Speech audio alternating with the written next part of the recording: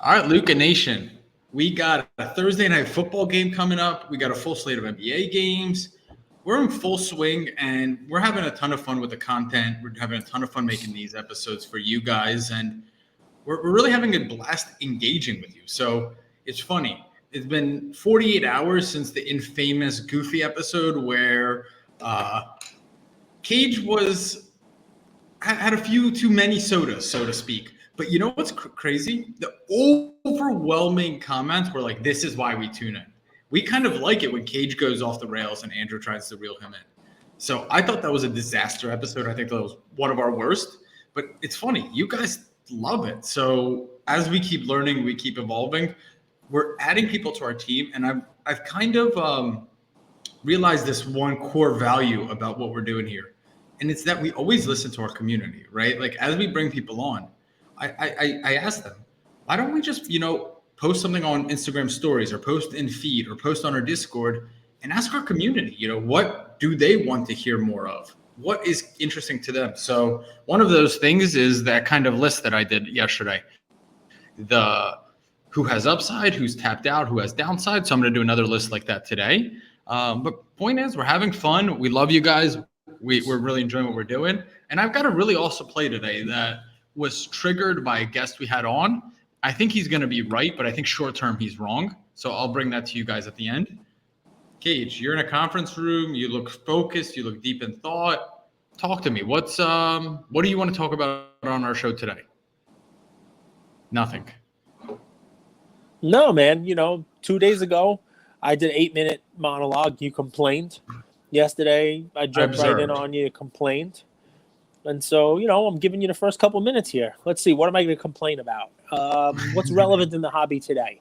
Number one, Top Shot Series 3 packs came out today. So you're listening to this Thursday. Came out Thursday. About 10 minutes before we recorded this episode, actually. And they had 200,000 packs available for people. You'd figure that's pretty nice.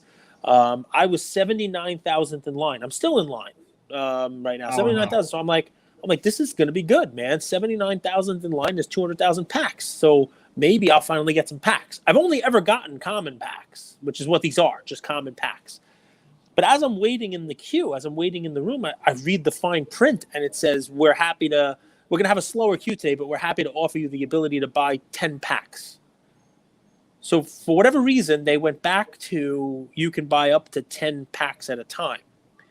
So here I am finally thinking, all right, they got 200,000 packs and I'm 79,000th in line. You can get me re-energized and excited about Top Shot.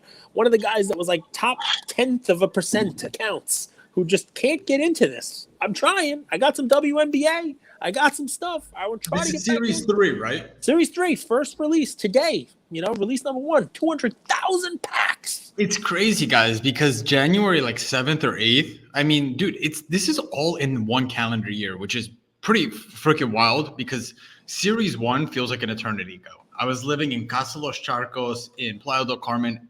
My family was in town. It was right after New Year's. You can buy 10 Series 1 packs at a time. I think we would in January. And Series 2, when they first came out, was also 10. You could buy 10 at a time. But Series 2 wasn't that popular. Like Series 1, if you bought, you bought 100 packs? Yeah, 100 packs. You bought 100 packs of Series 1. Those must have multiplied 20 or 30x. Yeah, Series 2 packs were good too. They had the lamellos in them for, out of 4,000. I bought 100 packs of those just sitting there as well. One time you go buy 10, then go right back and buy 10, go right back and buy 10. It's sort of like what Panini is right now. I was going to ask you because I'll get to that in a sec. But I'm not going to get a pack of this Top Shot. As amazing as that is, I'm 79,000th in line, right? And there's 200,000 packs, but everyone's going to buy 10 packs. You think so? Yeah, they're $9 a pack. People are going to buy the packs. I'm not going to get a pack. I'm not sure there's going to be people shelling out $90 per transaction. We'll see. We'll so? see. We'll see. I don't think I'm in a pack. Whereas Panini, it's amazing. It really is. We could talk about. This is almost sort of NFT. It's digital trading cards, so it's still on. It's not NFT or digital trading. I don't agree with that. I know we're talking about those two, but I think it's a metaphor. I think you learn a lot about people's behavior and markets and cards. I do believe that. I'm not in Top Shot at all right now, and I'm actually selling off Panini Direct. So just to be completely honest. Yeah. I mean, listen, the Panini Direct, you want to go on right now, $10 a pack, you get 3 base cards, some limited ones. LeBron's out of like 500, which if it was on Top Shot would be thousands of dollars. But on Panini, it's not. It's an odd thing. I got to tell you, I mean, I want to see how it all shakes out. Right? I really do. I want to see how it all shakes out because it's amazing. The ecosystem, the brands behind it. One's got a brand that's been around for decades. One's got a brand that's been around for months, and yet the one that's been around for months is destroying, from a digital perspective, the one that's a household name has been around worldwide, for a long time. And you would think the one that has the Prism brand behind it would be the one, taking the lead. But I mean, part of it is, I think what Top Shot did right is they limit what they put in their packs. I'm buying packs of Panini Digital, and I have 11 Xavier Tillmans. Right. Second year. Like, what am I going to do with that? You don't have that in Top Shot. And I think that's part of the problem. So, you buy a pack for $10 on Top Shot, you're going to get somebody You buy a $10 pack, you get 3 base, digital cards in Panini, and it's, Furkman Cormax and Xavier Tillman and, Juju Zhang. I don't even know. There's a lot of like throwaways. It's not even like your throwaway should be like DeRozan or like a Zach LaVine third year. Those are good ones. But like if you have if that's like your middle tier, and then you get like Zeke, whatever that rookie is. Well, I guess you have to throw. I say the name wrong too, but I got a ton of Nico Manions, and I was like, what am I supposed to do with that? So what are your takeaways? I mean, I'm surprised. I'll tell you one thing I'm surprised about is that Top Shot, after riding this crazy cycle, right? Very little demand to prices going astronomical, right? Like $1 million LeBron moment, to basically saying the end is near. They're still, they're not only are they surviving, I would argue they're still thriving with high circulation amounts. Like some of the series too are like out of 40K. What are your takeaways? That surprises me. I think they're doing a good job. Surviving. I mean, they're going to generate $1.8 million today. Correct. And have people left saying, why don't you want my money? And they got the next release coming out next Friday. I think today's the 4th. I think the next release is the 12th. Series 3 round release 2. And they're just going to basically be printing $1 million and change a week on base packs. That's not on like their rare stuff. It's not on their high price stuff. On $9 packs, they're going to be printing millions of bucks every week. So, I mean, good for them, I guess. I mean, what do I think? How much of that is new money? How much of that is money that's been in the circulation? A little bit of both. I don't think there's a lot of new money. I think there's a lot of in circulation. I mean, I'm willing to buy that pack. I haven't deposited money in Top Shot since January. So if I were buying packs, it would be just with extra money I still have in my Top Shot account. So it wouldn't be that at all. I mean, listen. It's a fun study. It's a fun study in people and behavior and all that stuff. It really is. It's fun to watch, right? Because look, it's not an NFT project, right? But NFT projects, hey, you promise things. There's roadmap. I mean, months ago they were talking about something called a rake back, right? Where they were going to be giving money back to people for the fees. Right? And people who spent all this money buying things in the marketplace, like yours truly, who spent thousands of dollars in the marketplace, we're going to get some of their fees back. That 5% fee. It was definitely going to be out in the summer. And then when it wasn't out in the summer, it was definitely going to be out in time for Series 3. It's not out, which is fine. Whatever. I'll still buy the packs. It's funny how even companies like this with $1 billion valuations and millions of dollars of funding have roadmaps that, you're not going to deliver on per se, not perfectly. So I mean, we're in an interesting place. We're in an interesting world, that I only bring up Top Shot because today's their release of Series 3. So it's kind of relevant. And Panini Prism was released on Panini Direct, like the blockchain version, Wednesday, Tuesday, something like that. Yeah, a couple days. I don't love that there's no hits, right? Like I think that they should throw in some hits into that Panini Direct, where if someone opens a pack, like there's something in there, like a 1 of 1, something gold. I don't know what it is. I got a serial number 1 out of 2,000 of one player. You want to take a guess who it was? Only got one. You want to take a guess who it was? When I yell, I bought a 1-on-1 pack. I'm gonna get Brandon Clark or this guy. Who was the one guy that I did not want to get a 1-on-1 of? And of course, I got it. But it happens to be the same guy that I got number 1 out of 2000. Serial number 1, Bismack Biyombo. I got Bismack Biyombo. That's my dude. If Bismack Biyombo ever turns into anything, I am a rich, rich man. Bismack Biyombo. So, I mean, listen, take this through. I want to do your segment and lead you into your play. It'll allow me to go right into my play, and then we'll let you have some fun with the episode, right? So it's funny to talk about digital and Panini and, talk about like, Nike is getting their patents ready for the metaverse and all these futuristic things and all the fun stuff that tomorrow brings. Also, a quick little aside, Golden, we talked about yesterday, opening up their auction. I got an email from them guys that even though I have a Golden vault and I have cards with them and money with them, to bid on their auction, I guess their version of the monthly auctions, their auction site, you have to re-register. So even if you have an account, it's important stuff, because I remember when PWCC did this, you tried to bid on their stuff, and if you waited to the last minute and tried to hit bid, you were blocked from doing it. You weren't like registered to bid, or there was like blocks on the eBay account and stuff like that. Just take a second if you're planning on bidding in Golden.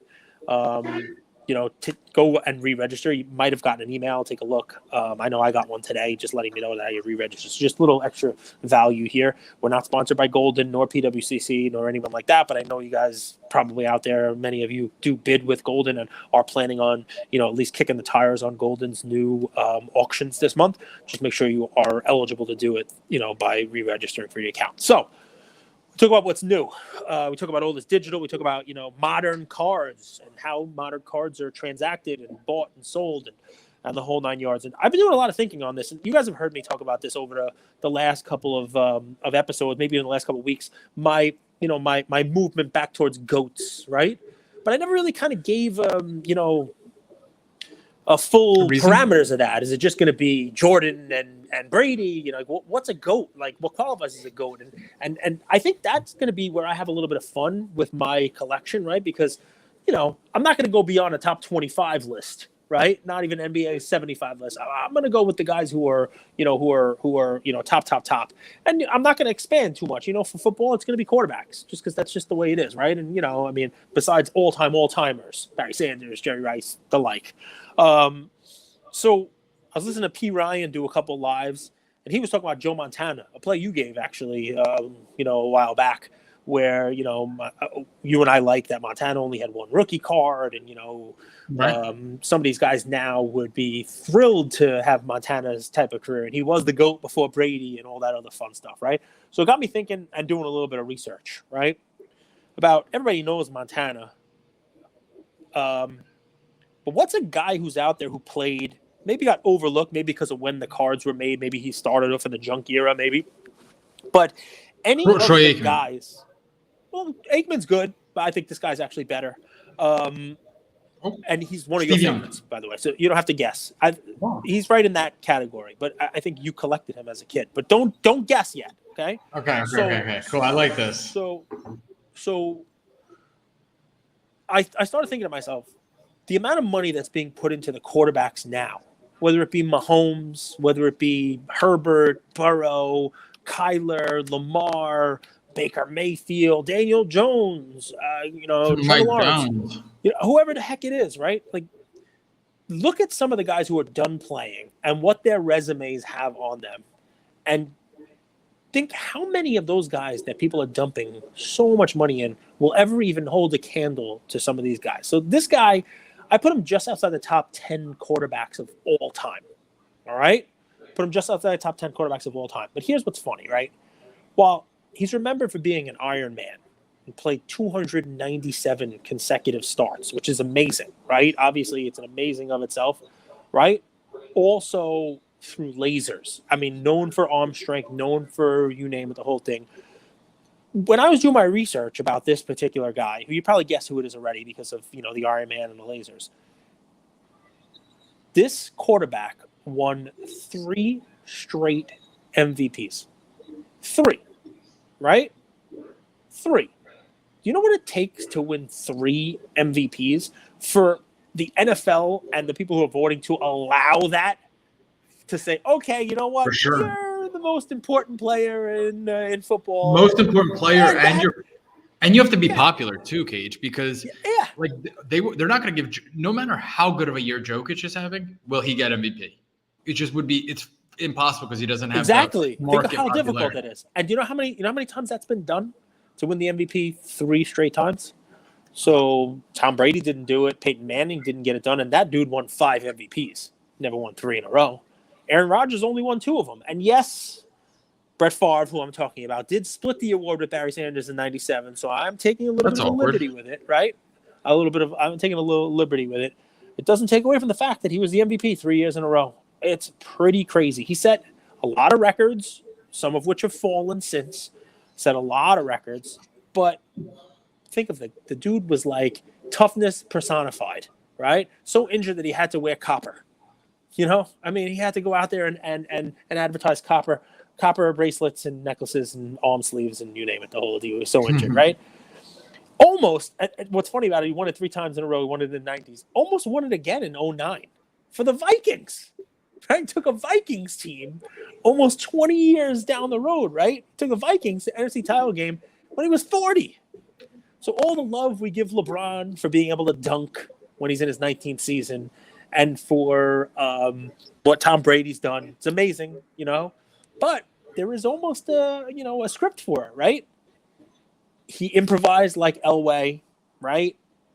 Sort of Mahomes-like now, right? One of the better pure throwers, right? I mean, just amazing stuff, right? But here's a fun one. First quarterback to ever throw 35 touchdown passes in 3 consecutive seasons. So why I love this guy is he was the transition into quarterback play.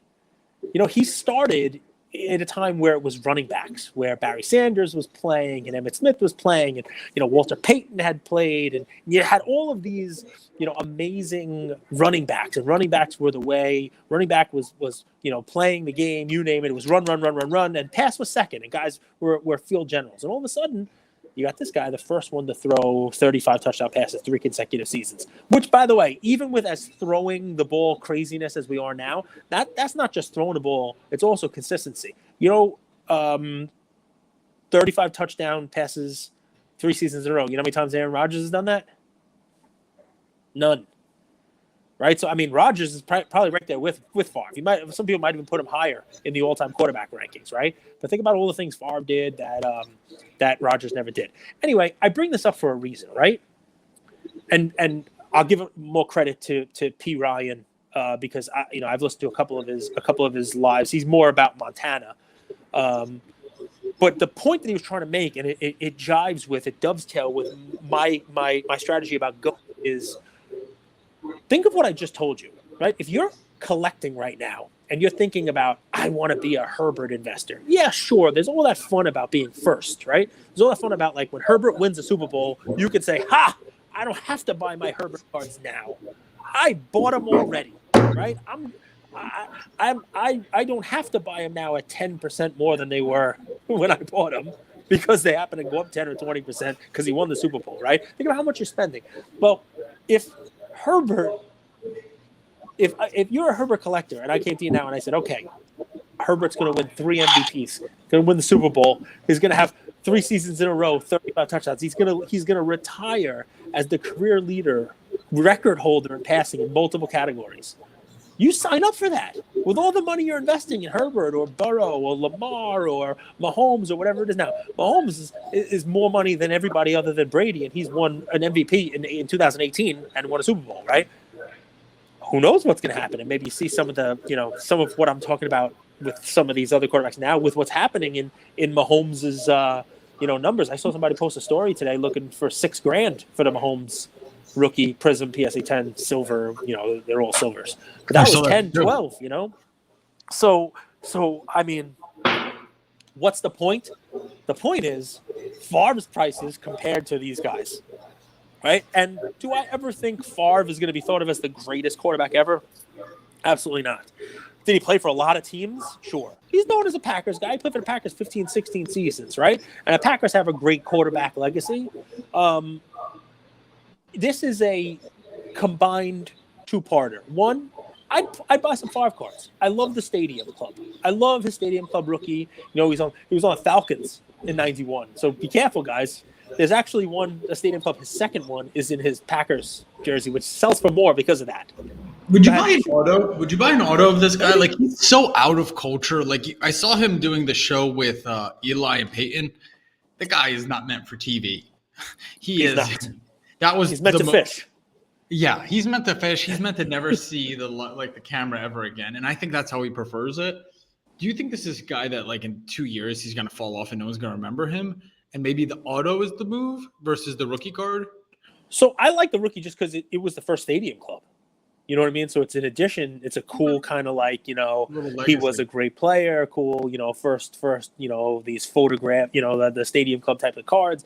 So I like that. Yes, the autograph is probably a cool thing too. But let me temper this, right, guys? So this is part of put together a top 25 quarterback, of all time. Maybe I'm gonna layer into my collection a Favre, a Peyton Manning, a Steve Young, a Troy Aikman, a Dan Marino, stuff that you named, right? All your Drew Bledsoes. Make sure there's room next to all Drew Bledsoe your does not make the top 25. He was awesome, Drew Bledsoe.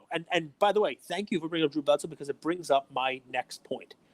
In 1994, right before Favre went on these runs, I'm 99% sure that 94, 95, one of those years, Drew Bledsoe led the league in passing. Like, he led the league in yards, right? So of all these quarterbacks who were playing, right? Steve Young, Dan Marino, Joe Montana still playing. Brett Favre, multiple MVPs, Troy Aikman, the guys you named, right? Bledsoe was right up there with him. His card prices are right up there with him. His numbers are right up there with him. Different game, different type of player, much more of a statue. But you have helped make my point. I'm not telling you to dump all your Herbert and go buy Brett Favre. I'm not saying that at all, right? Because even Brett Favre, we could probably sit here and name 10 quarterbacks that are better than him in the history of the game, right? Easily, right? I put him maybe 12th, 13th, 14th. I tried to do a list because this is what I'm doing. Nobody is going to go crazy for Favre. His prices will probably go up slow and steady, right? A nice little hedge against all kinds of other fun stuff. As modern stuff goes up, people will do the comparison that I just did and say, okay, Brett Favre's cards are they're low. They're not going to go down, right? So that's the best part. There's low risk, minimal reward, but there's a reward here.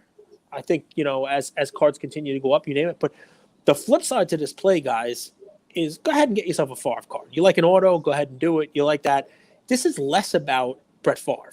And I will be buying a Favre. I will be buying his Stadium Club most likely. I won't do it for 6 months or a year because I want you guys to all go and get whatever the cheap ones are on eBay. But I'll get one eventually. It's more of think about what it means that the guy you're investing in today will most likely not be as good as Brett Favre. And as you just listened to this whole thing, you sat there and said, I'm not buying Brett Favre. Who cares? There's so many quarterbacks in the history of this game who are better than him. I don't care that Cage just talked about 35 touchdowns for 3 straight seasons. I don't care about 3 MVPs. And this is when they didn't throw Cage. Remember, they didn't throw it like that. I don't care about what this guy did. I don't care that he's likely better than Aaron Rodgers. I don't care that he's one of the best quarterbacks of all time. I don't care. I'm not buying Brett Favre cards. And realize that one Tell me day, how you really feel. Well, I'm saying people are thinking care? this. I don't I'm saying care. People are thinking this outside. They're saying they don't care.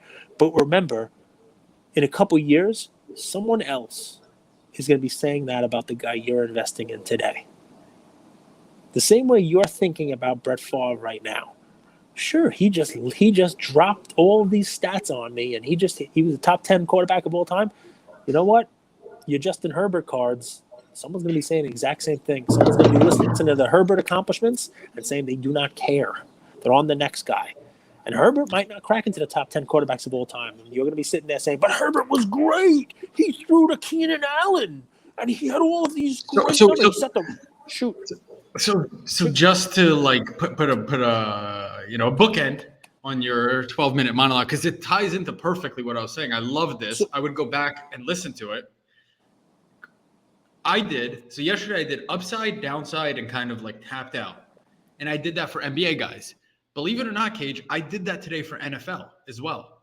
So NFL quarterbacks. So do you want to do this exercise with me and tell me if you agree or not? I think you unplugged or you like smacked the phone. We can't hear you anymore. So, do you want to say anything else about Brett Favre? I didn't mean to cut you off, but like, just to be respectful to the audience. Can you try to say something?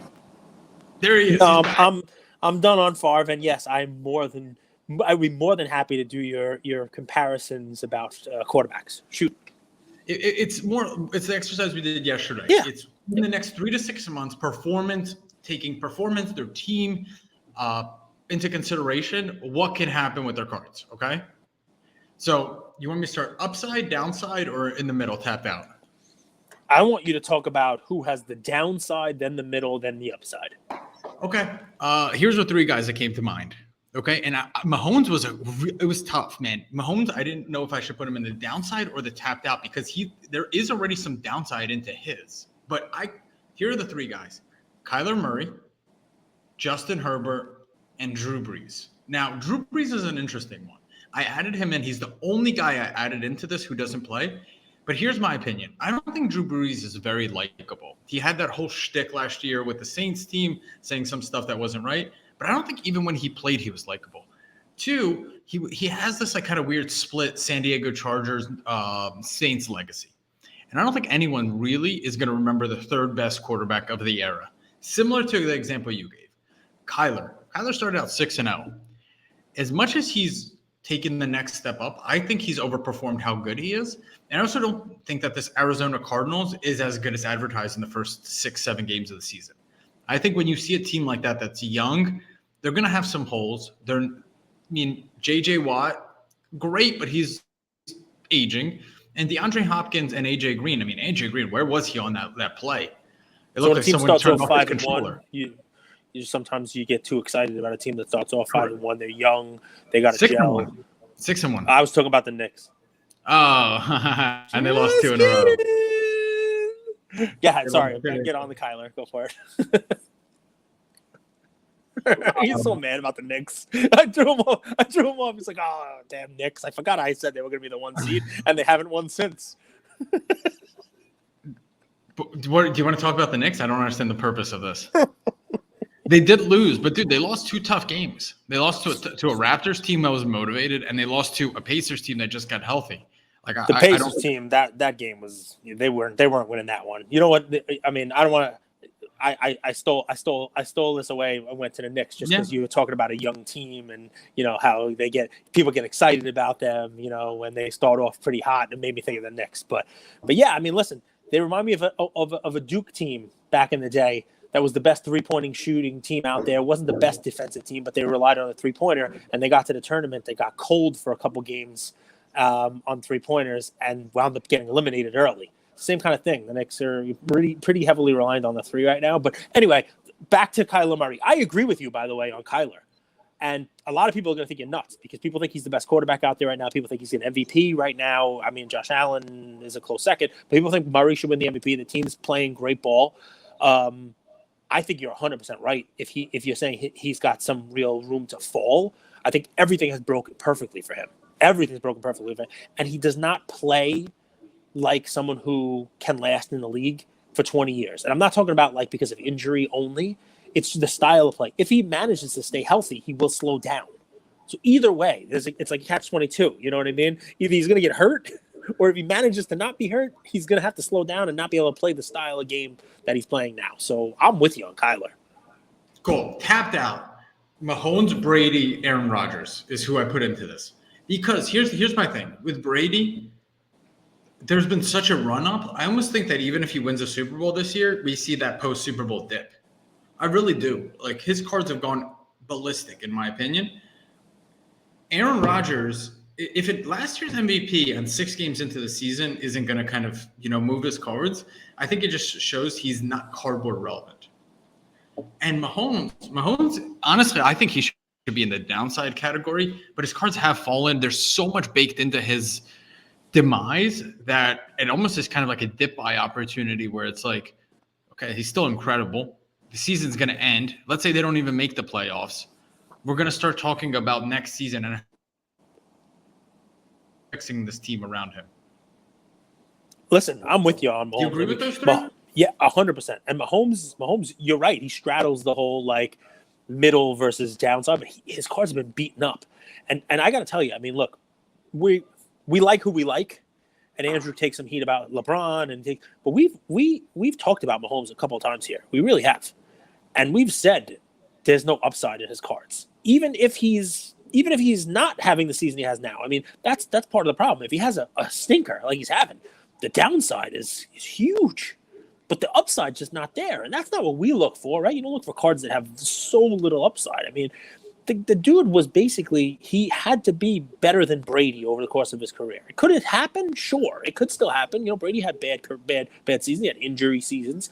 You know, there were seasons that didn't go perfectly for Brady. And this could just be a great learning experience. Maybe Mahomes turns it on from here and realizes, all right, not everything's just going to come. Who knows? But the point is that people shouldn't be surprised.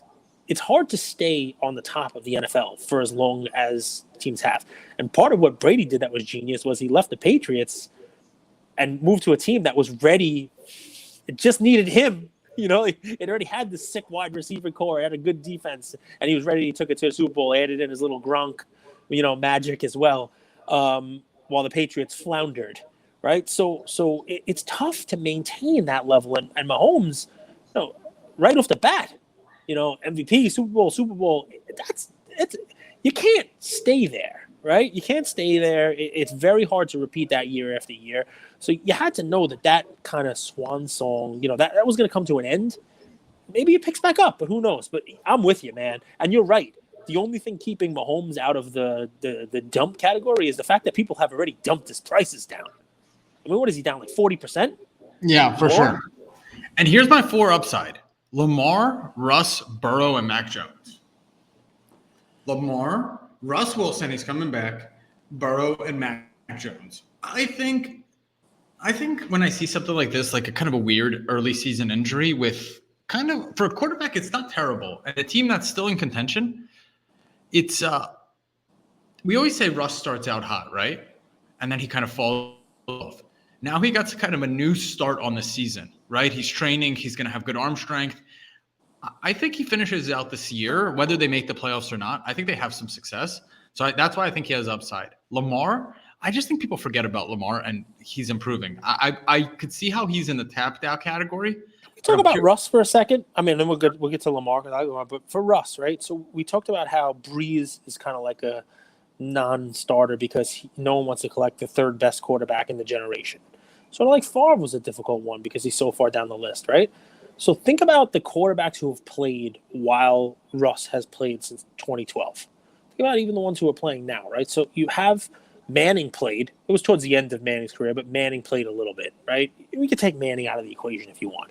Let's just talk about the quarterbacks who have won MVPs while Russ has played, right? Because he's going to be worse than them, right? He never won an MVP, right? I don't think he won I think he won a Super Bowl, but I don't think he's ever won the MVP. I don't even know if he's ever got a first place vote.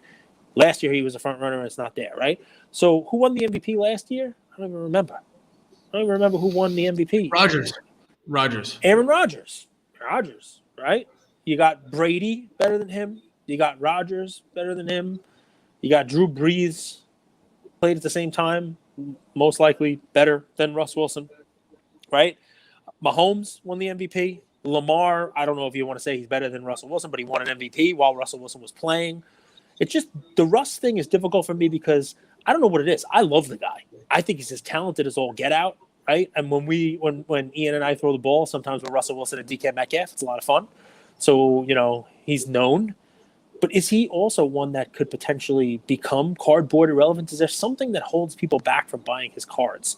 I don't know what the answer is. It's more for you, right? I mean, he was one of those guys we talked about, his 2012. There was Prism and Chrome, and both of them were relatively inexpensive. We've given both of those as plays, during the course of our podcast. What is it about him? Is it just that he's a notch below the greats?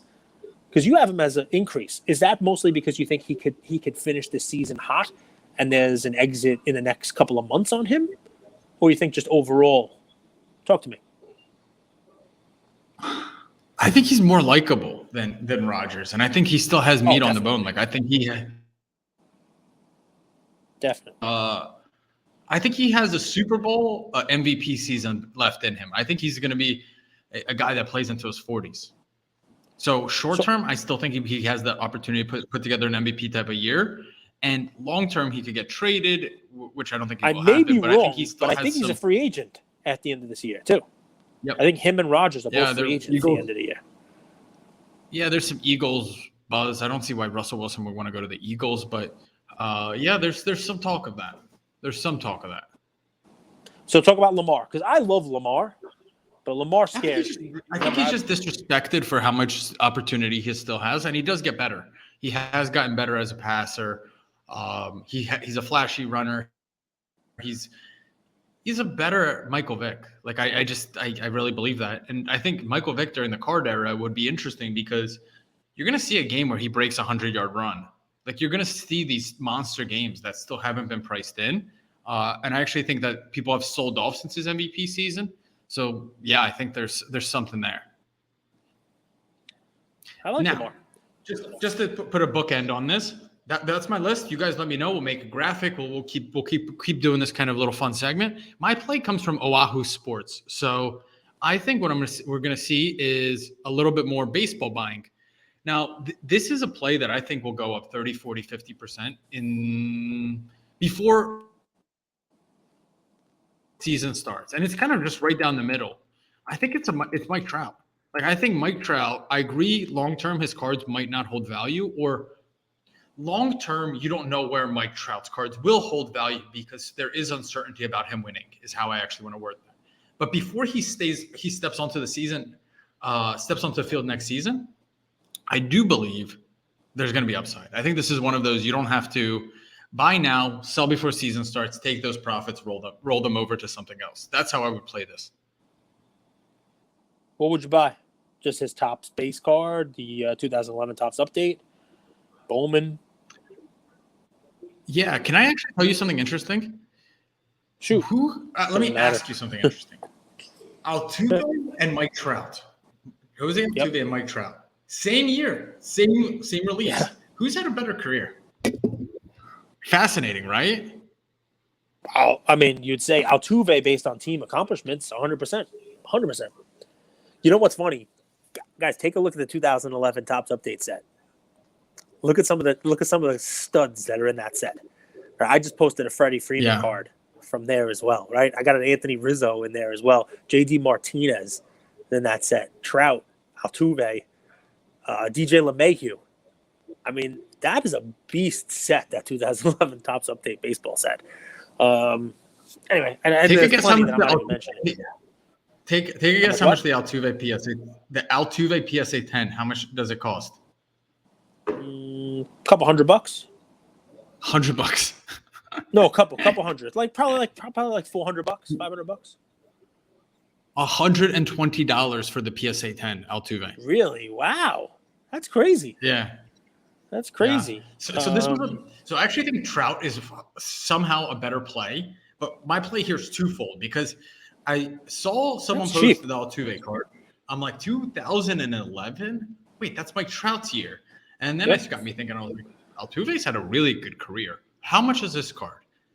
$120 for the PSA 10 2011 update US 132. Cheap. So I'll leave it up to you guys. I do think the Mike Trout card is going to appreciate just like kind of in that off-season buying opportunity. If that's not for you, take a look at this Altuve card. $120 on a PSA 10. Very cheap. I don't like the Astros, and I'll tell you that's a bargain. I don't like Altuve. You guys had a good career. Like he really has had a good career.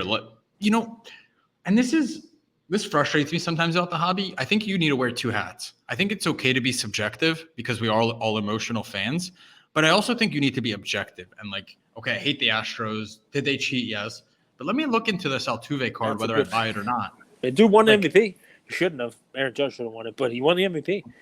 I mean, MVP. He won the titles.